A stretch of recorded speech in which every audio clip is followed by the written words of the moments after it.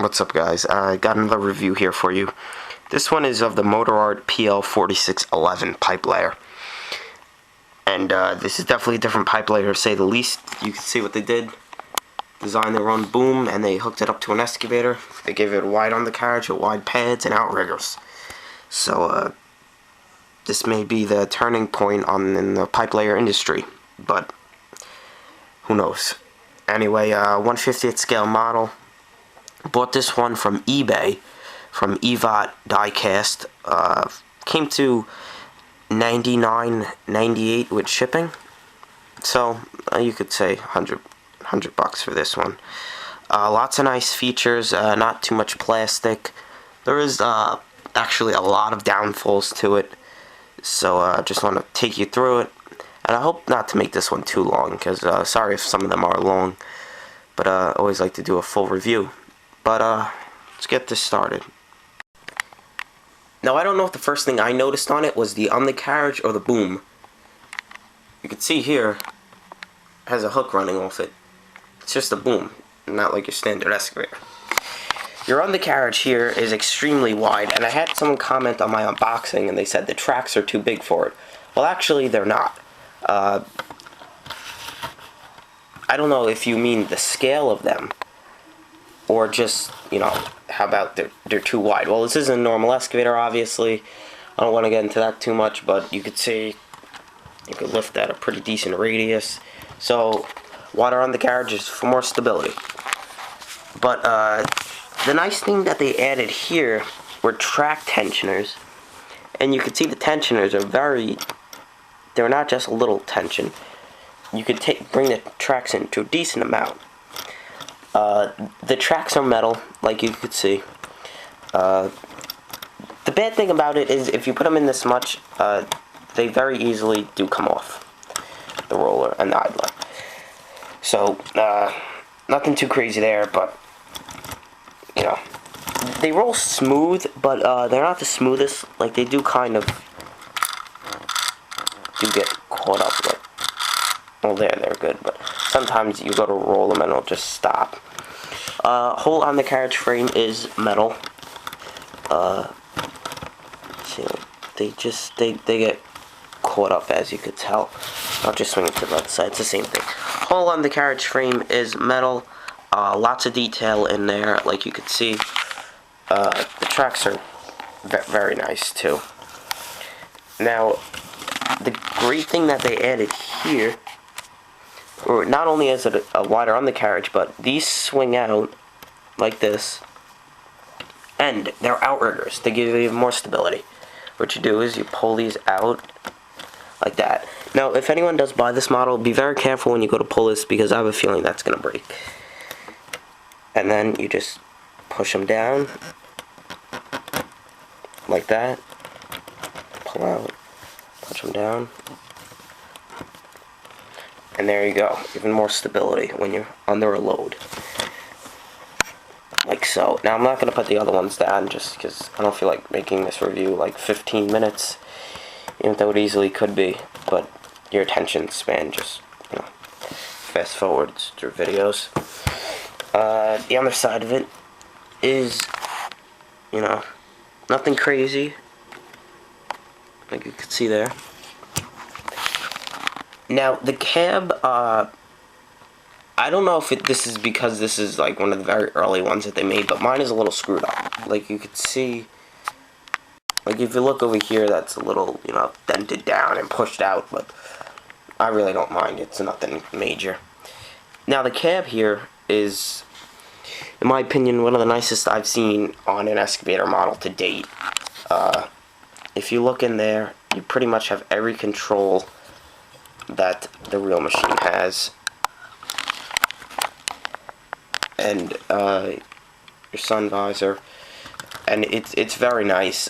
Plastic handrails, unfortunately, but the cab is very nice. Your steps in the door, unfortunately, it doesn't fold down for transport, but another thing is the tracks don't come off for transport either, like they should, but what are you gonna do? Left side of the body etched out, which is great, especially for the price. I can't complain about this model because of the price. It's a great price. It's hard to see, but it is etched out. Catwalks, those aren't etched out, but they simulate to be etched out. Counterweight has the counterweight removal system, but again, that doesn't work. It would have been nice to make it work, but I guess they just didn't want to put the effort into it. So it doesn't work. You could see those would be the cylinders to lower it down. Again, that would have been very, very nice to have that work, but it doesn't. Top of it, door opens to reveal the engine. Volvo engine, Volvo machine. And you could see that's also etched out, which is really nice by them. And it does stay open. Exhaust, and then top of the machine with the anti-slip texture. All this is metal up here, pretty much except for the handrails. Air filter, that's plastic, and the stack is plastic. Now, I know someone's going to say that stack looks small, but if you scale out the real one to that, that's probably in scale. Counterweight has the lights, like you see there, the warning labels, and of course the Volvo decal. The right side, nothing too crazy on the right side. I guess there's really nothing they could put on the right side. And then the top, and it even has 2 swing gears, which is really nice. But there's really no lines running to the engine.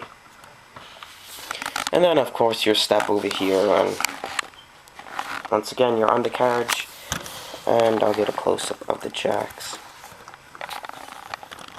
Pull that piece out, drop it down.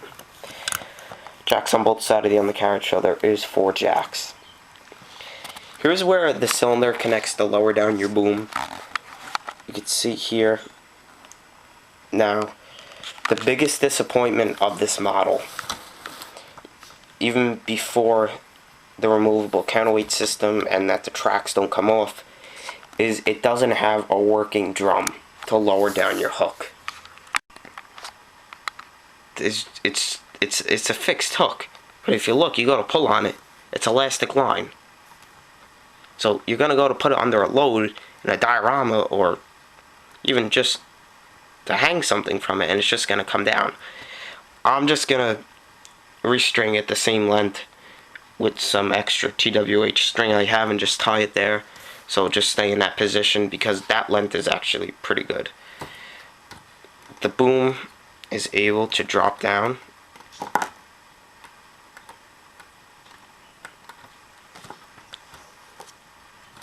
onto the floor, so if you have it on a trailer, if you have to transport it, and it's able to come up pretty high. Now it's able to come up where it could basically take its own tracks off.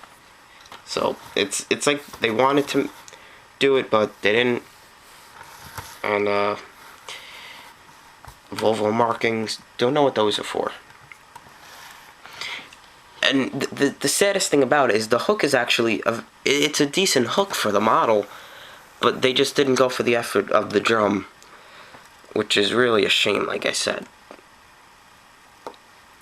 Now the boom detail is fairly nice. The drum down there is plastic, simulated drum.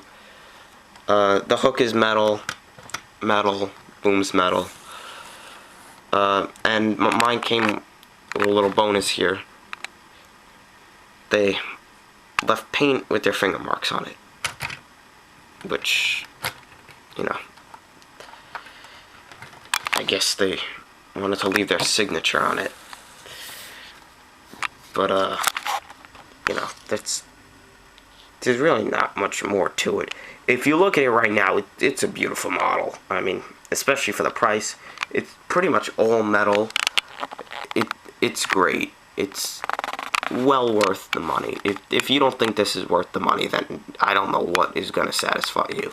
Because this is really a great model. And I would like to get another one, because usually, you know, on a job with a pipe layer, you don't just see one. Usually they're tandem lifting something.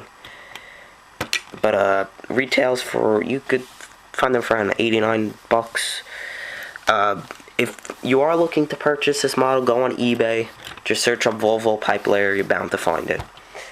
Or if EVOT Diecast or EVOT USA. Anyone. DHS does have it. I didn't order it from them because a lot of times they'll say stuff is in stock, and yeah, it's really not. But anyway, there's a nice quick review of the Volvo PL4611. I wanted to make this one short because, you know, it's quicker to watch it and easier to watch a quicker video. But anyway, there you have it.